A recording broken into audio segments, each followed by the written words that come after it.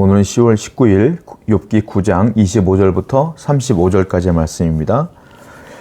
25절과 26절을 보면 욥이 세월이 빠름을 한탄합니다. 시간이 너무 빨리 간다는 거예요. 25절, 나의 날이 경주차보다 빨리 사라져버리니 복을 볼 수 없구나. 그 지나가는 것이 빠른 배 같고 먹이의 나라 날이는 독수리와도 같구나. 세월이 빠르고 시간이 빠르구나 라고 한탄합니다. 여러분은 어떠세요? 시간이 너무 빨리 가는 것 같지 않습니까? 시간이 너무 빨리 간다. 욥이 한탄하는 건 시간이 너무 빨리 가서 빨리 늙는구나 라는 것을 한탄하는 게 아니에요. 무슨 얘기냐? 시간이 너무 빨리 가는데 걱정스럽고 고민되는 게 있다는 거예요. 내가 죽은 후에 나의 운명이 고민된다 이 말이에요. 왜? 지금까지 욥은 하나님을 원망했거든요. 의인이었지만 고통 가운데 거하면서 원망했거든요. 근데 그게 걱정되는 거예요, 이제. 세월이 너무 빨리 가고, 이제 내가 죽은 뒤에 하나님 앞에 섰을 때 내 삶이 참으로 고민된다라는 거죠. 욥은 지금 내세를 걱정하고 있는 거예요. 죽음 이후의 삶을 고민하고 있는 거예요. 현대인들은 죽음 이후의 삶을 고민하는 사람이 별로 없어요. 이게 참 어렵고 문제예요. 대부분의 사람들은 내 삶의 현실에 만족하며 기뻐하며 지금이 행복하면 행복한 거예요. 이 현실에 집중하며 살죠. 어떤 분은 그래도 돈을 많이 벌려고 애를 쓰고, 어떤 분은 자녀를 잘 키워내려고 애를 쓰고, 어떤 분은 재산을 늘리기 위해서 이 노력 저 노력 다 하면서 애를 쓰죠. 자, 하나님은 분명한 사실은 저와 여러분들을 이 땅에 보내시며 창조했을 때 애 잘 봐라, 돈 많이 벌어라, 집 많이 넓혀라, 땅 많이 사둬라, 이것 때문에 창조하지 않았어요. 저와 여러분들을 창조하신 목적은 거기에 있지 않아요.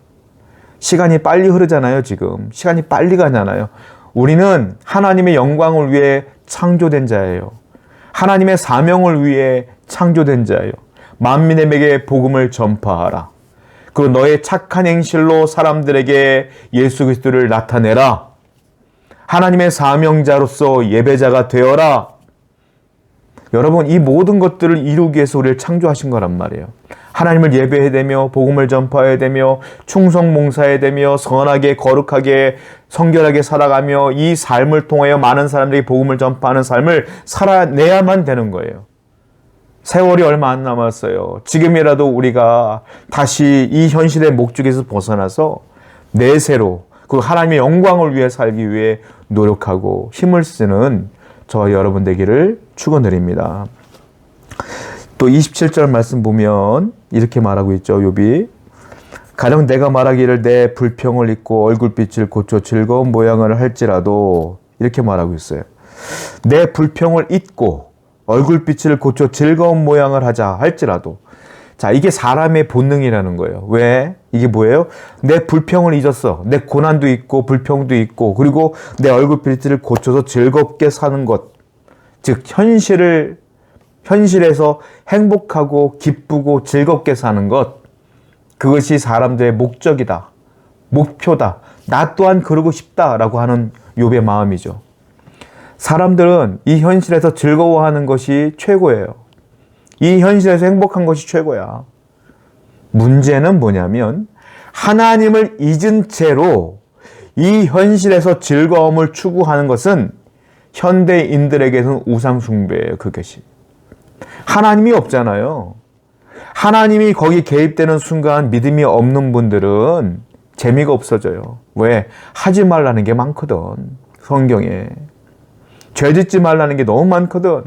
그러니까 하나님을 쏙 빼놓고 하나님을 잊어버리고 내가 하고 싶은 대로 살며 즐기며 정말로 행복하게 사는 것, 그것이 즐거움인 줄 알아. 그건 우상 숭배예요. 성도는 하나님이 내 삶 속에 항상 개입되어 있어야 돼요. 그리고 하나님 말씀 안에서 자유를 누리고 행복을 누려야죠. 오늘 여러분 어떻습니까? 내가 분노했을 때 하나님 잠깐 하나님 잊고 내 맘대로 해볼게요. 이러고 삽니까? 아니면 내가 분노가 차올라도 하나님을 기억하며 참습니까? 우리는 항상 하나님을 인식하는 존재가 돼야 돼요. 하나님을 인식하고 하나님 말씀대로 우리가 살아가는 때 그것이 진짜 행복이지 않겠느냐라는 거죠. 28절부터 31절을 보면 욥이 이렇게 말하고 있어요. 자기의 고통을, 진짜 고통을 얘기하고 있죠. 내 모든 고통을 두려워하오니 주께서 나를 죄 없다고 여기지 아니하실 줄을 아나이다.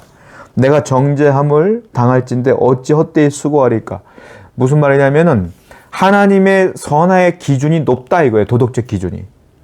내가 아무리 하나님을 섬기며 의인이라 칭함을 받았어도 하나님은 나에게 고통을 주고 고난을 주는 걸 보니까 내가 아직도 한참 부족한가 봐요. 나는 하나님의 기준을 통과할 수 없어요 라고 고통을 지금 얘기하고 있는 거예요. 이 말은 굉장히 성경적입니다. 무슨 말일까요? 인간은 아무리 착해도 하나님의 선의 기준에 차지 못해요. 여러분들이 아무리 선하고 아무리 여러분들이 선을 행할지라도요, 하나님께서 구원이라고 하는 선물을 주실 만한 선행의 기준에 차지 못해. 그러니까 여러분들 이 땅에 모두도 어떤 사람도 하나님이 선행으로 구원받을 수 없기 때문에 예수님을 보내신 거예요.